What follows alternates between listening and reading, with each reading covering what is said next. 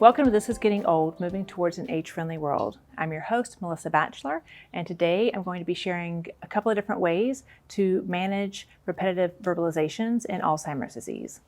So I want to start by telling you a story of two residents that I used to take care of a long time ago. The first guy's name was Walter, and every day about 3 o'clock in the afternoon, Walter would begin to yell out that he was a bad man, I'm a bad man. And he would do that all the time. And the irony is that Walter used to be a pastor when he was younger.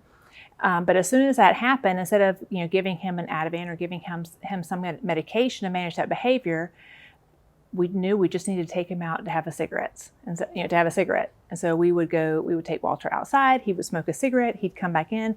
He'd be good for about 45 minutes to an hour, and then he would start up again, at which time we knew we needed to take him out to smoke. And while smoking isn't ideal, if you have very advanced Alzheimer's like he did, that was one way to manage that behavior in a non-pharmacological way and give him what he needed, which was nicotine at that time. And if you're a lifelong smoker and now you're 85 years old, we're probably not going to change that behavior for you when you're experiencing brain failure. So the other resident that I remember caring for was Miss Lucy. And what she would do is that she would start calling the hogs in the afternoon. So she'd be in her little wheelchair and she'd start going, Sowee, Sowee. And we knew that what Miss Lucy needed was some snuff. So we would give her some snuff. She would take off down the hall.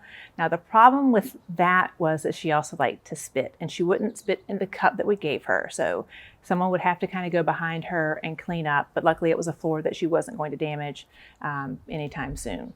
So both of these behaviors were managed by nicotine, which happened to be the underlying physiological need that they had. They didn't need to be given another medication.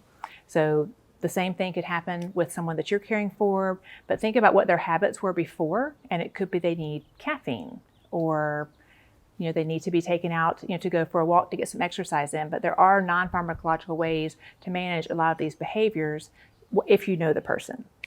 Thank you for tuning in to This is Getting Old, Moving Towards an Age-Friendly World. I'm your host, Melissa Batchelor, and if you'd like to learn more, you can check out my other episodes on my YouTube channel by subscribing and ringing the bell to get immediate notifications when new content comes out.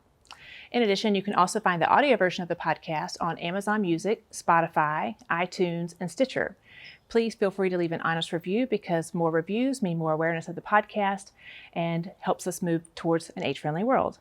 If you have a comment or a question, you can visit my website, melissabphd.com. Go to the Contact Melissa tab, and you can leave me a voice message. You never know, it might just include your question or your comment in an upcoming episode.